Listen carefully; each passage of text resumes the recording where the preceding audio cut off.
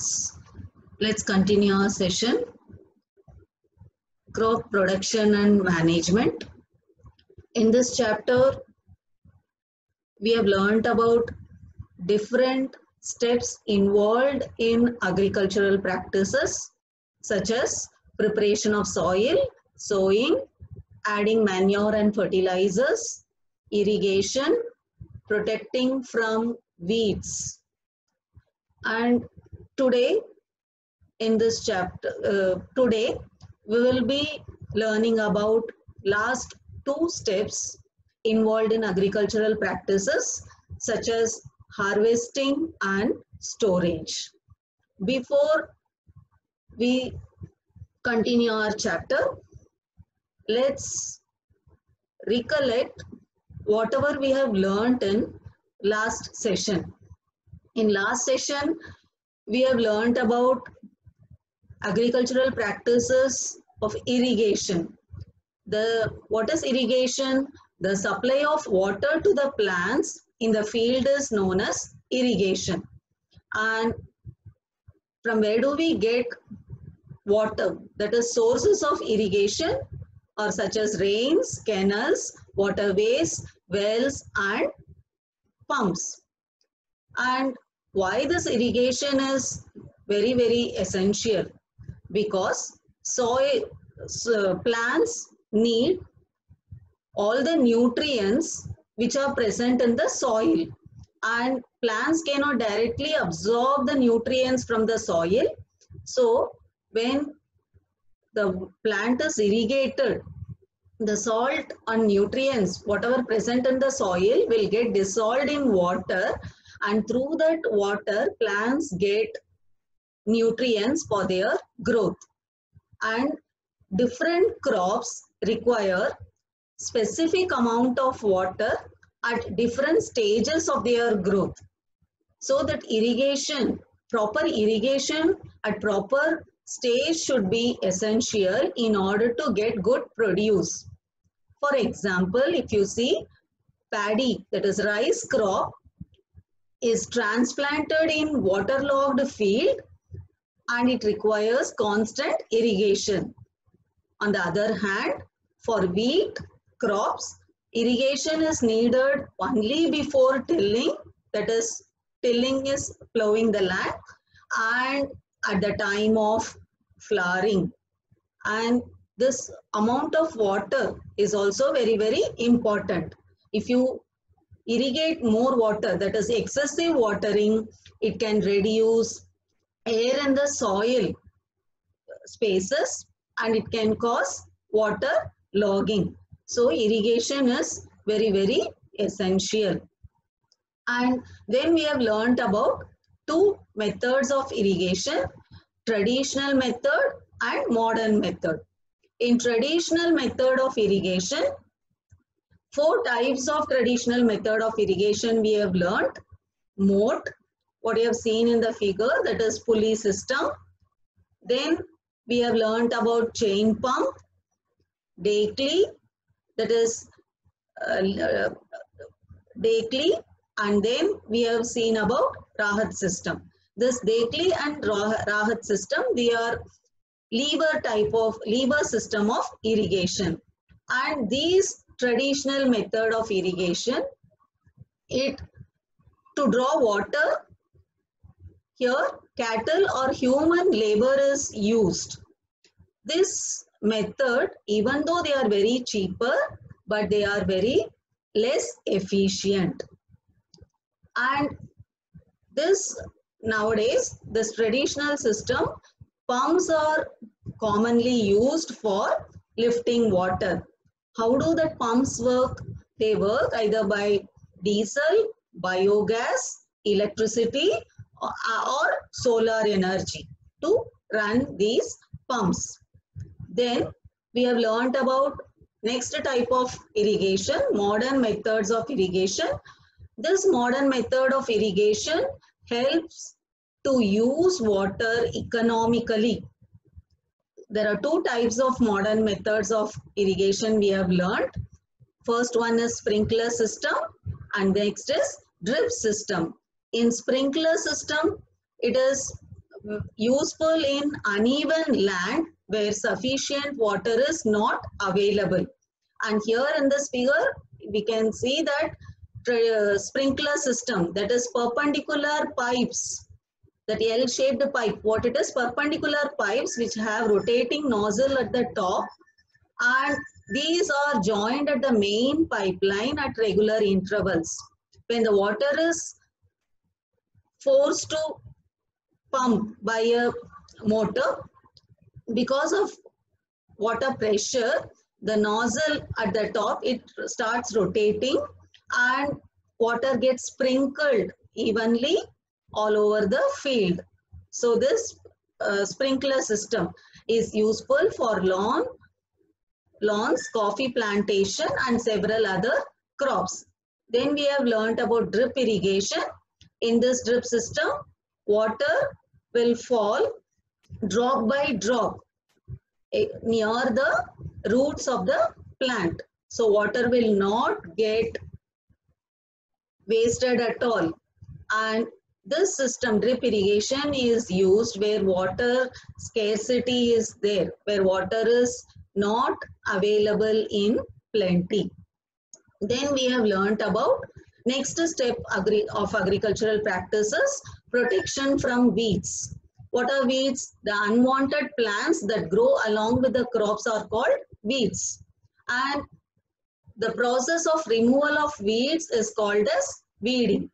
Why we have to remove these weeds? Because as these weeds, they grow along with the crops, they use up all the nutrients which are meant for crops. They also compete with the crops for water, light, and other important aspects. Thus, it affects the production of the crop. So, weeding is very, very important. So, after irrigation, next step what a farmer does is weeding, removal of weeds.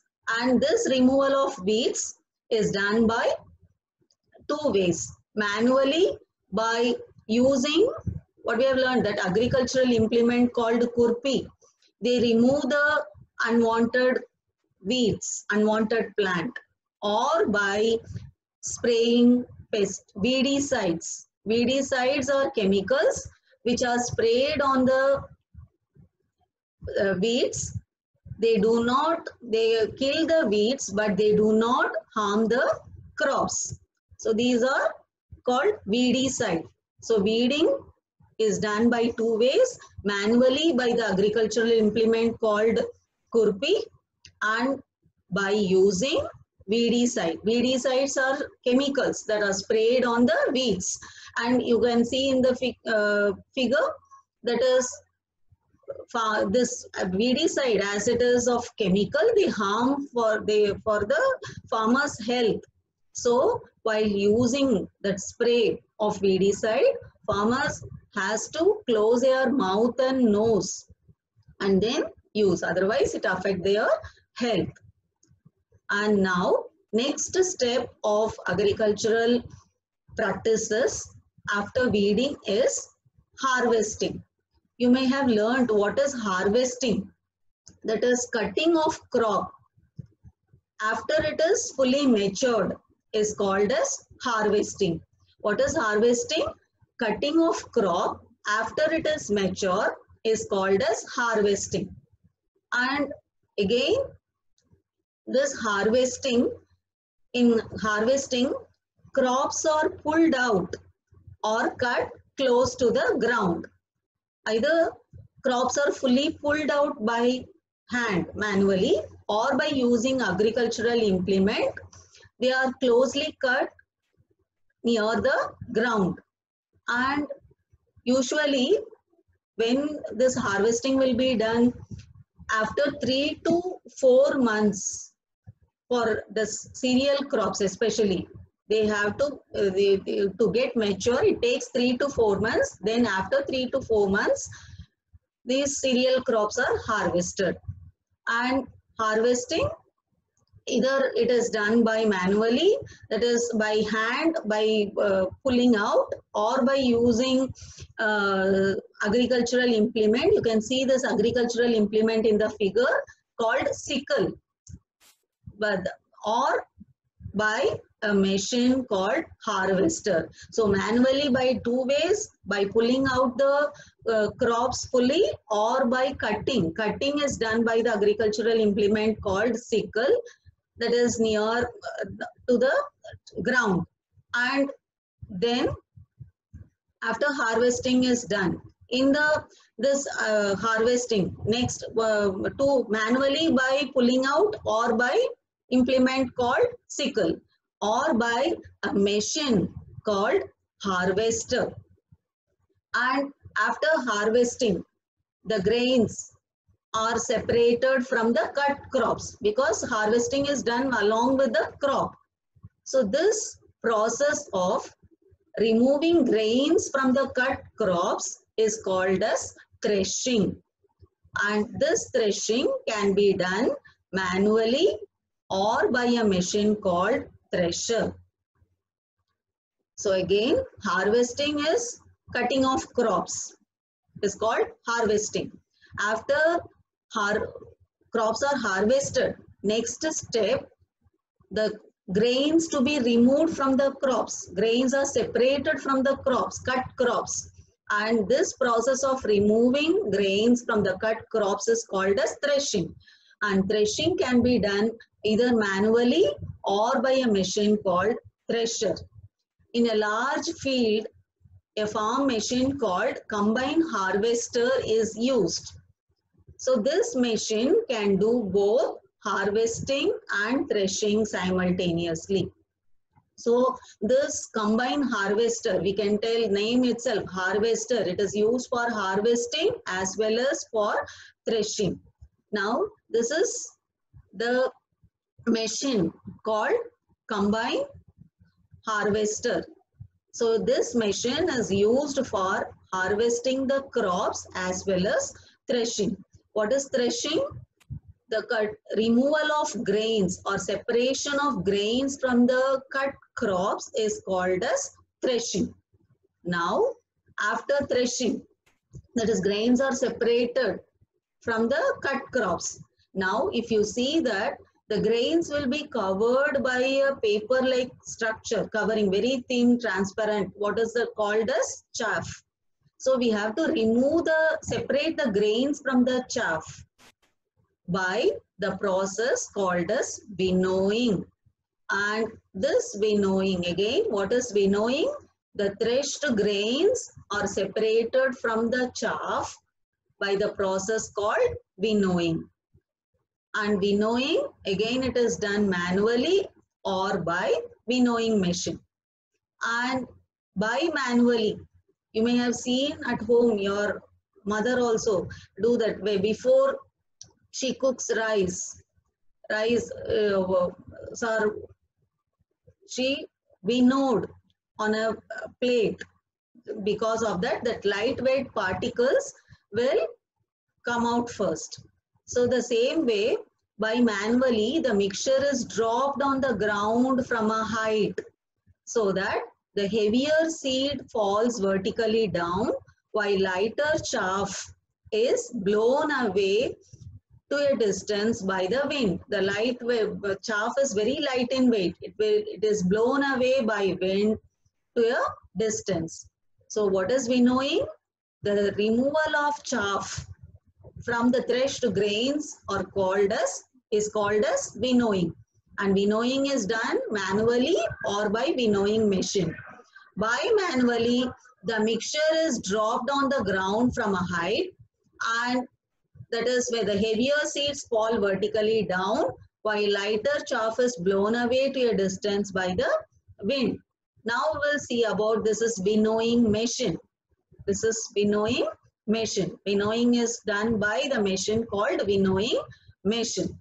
Now, the grains are separated from the husk or chaff. Now, next step what we have to do is, what farmer has to do is, this grains to be stored properly.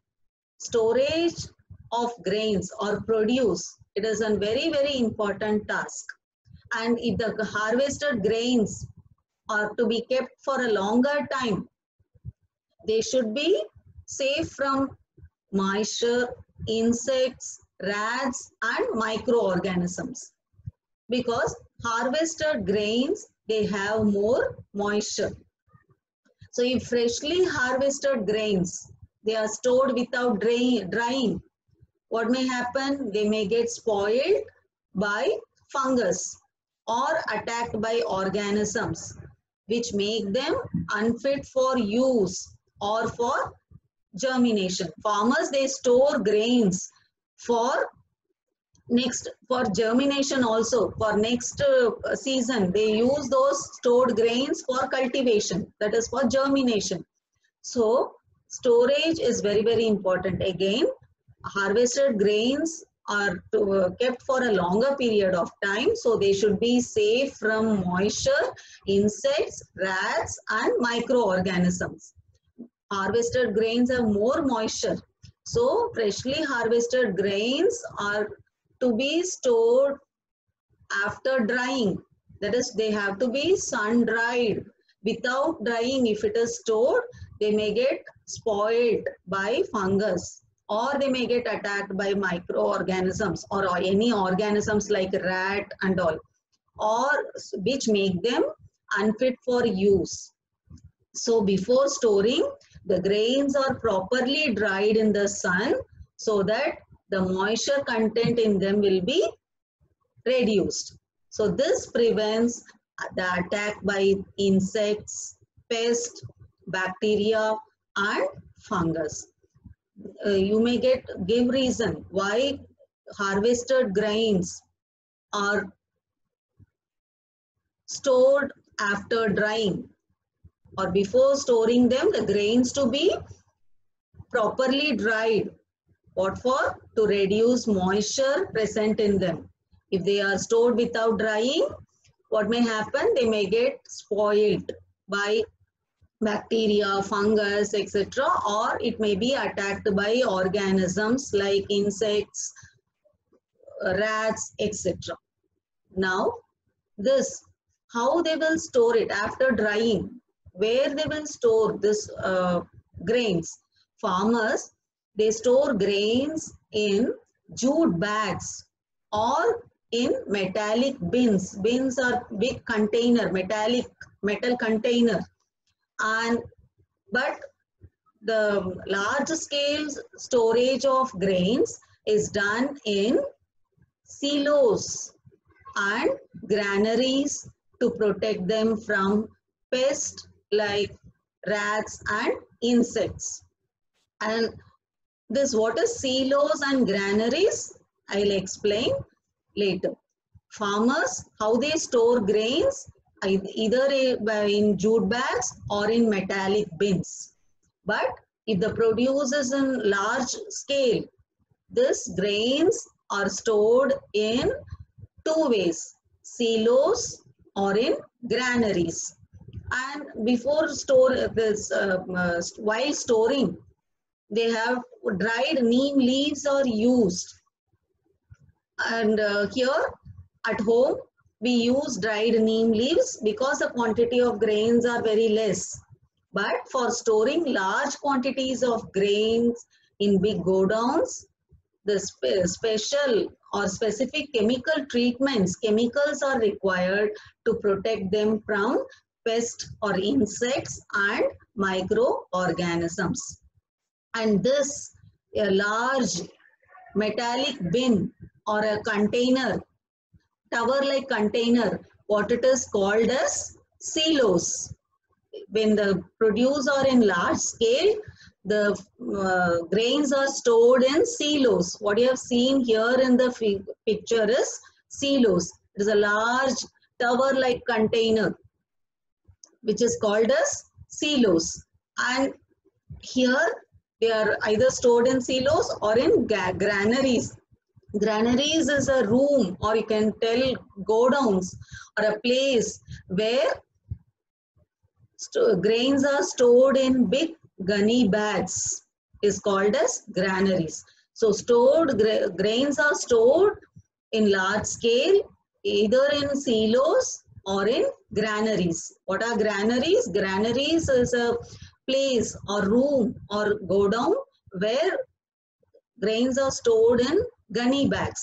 And what are silos? Silos are like large metallic container which are used for storing grains in large scale. So storage is done in two ways, either in silos or in granaries. Okay children, now this all agricultural practices, different steps of agricultural practices we have learned, and farmers along with the crops, they keep some animals in the field. These animals, they are useful for them in many ways.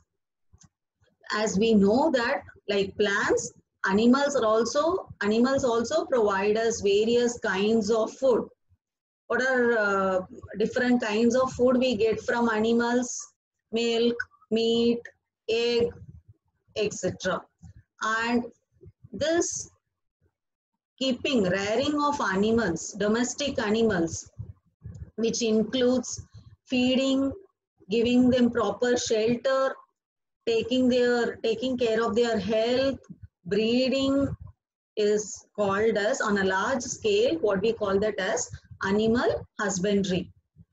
So this keeping of animals, farmers, they no need to spend any extra amount because their food, shelter, everything, they can get it from the farm itself. So animal husbandry is considered to be a branch of agriculture. And what is animal husbandry? It is a branch of agriculture which deals with feeding, shelter, health, breeding and rearing of domestic animals on a large scale is called animal husbandry. So children, today we have learnt about the last two steps involved in agricultural practices such as harvesting and storing. And till here we have completed the chapter.